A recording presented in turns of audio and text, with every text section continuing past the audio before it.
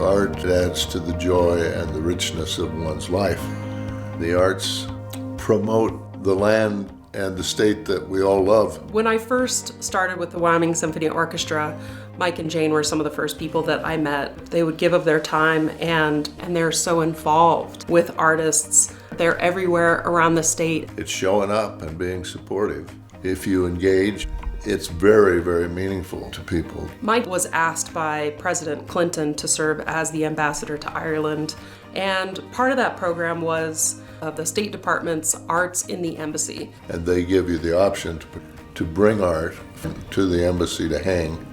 What we wanted to do was show what Wyoming looked like. And they worked with museums in Jackson, Cody, Casper, Laramie, and they were able to collect artwork from around the state in order to bring Wyoming to the Irish people.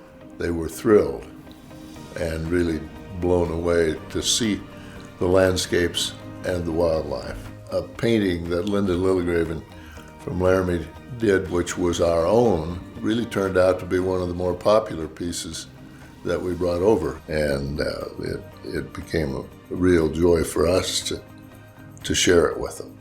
It starts conversations that is all down to earth, and people can ask questions and you can have a good time. First Lady Jane was asked to start a program called Wildflowers for Wyoming. I got a call one day. Hello, I'd like to talk to Mrs. Sullivan. And I said, this is Mrs. Sullivan. And she said, this is Lady Bird Johnson. And my response was, you've got to be kidding me.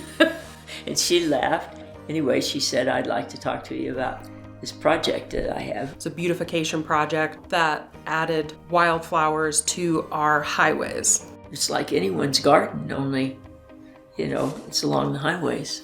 We spend a lot of time driving in Wyoming. This was one of the projects that added a lot of visual interest to our roads. That impact has made its way onto the canvases and in photographs. They add to the culture and to the joy of living. We're still seeing the work that they did. This is 80 years of impact. That's such an important lesson for people to remember, is that you have to get involved in the things that you love and the things that you want to see thrive. We're in the process of raising money to build a performing arts hall in Casper, Wyoming, and the Jane and Mike Sullivan Atrium and Jane's Gallery will be the first place that you enter when you attend a performance, and we wanted to honor their legacy in the community that they live in and that they love.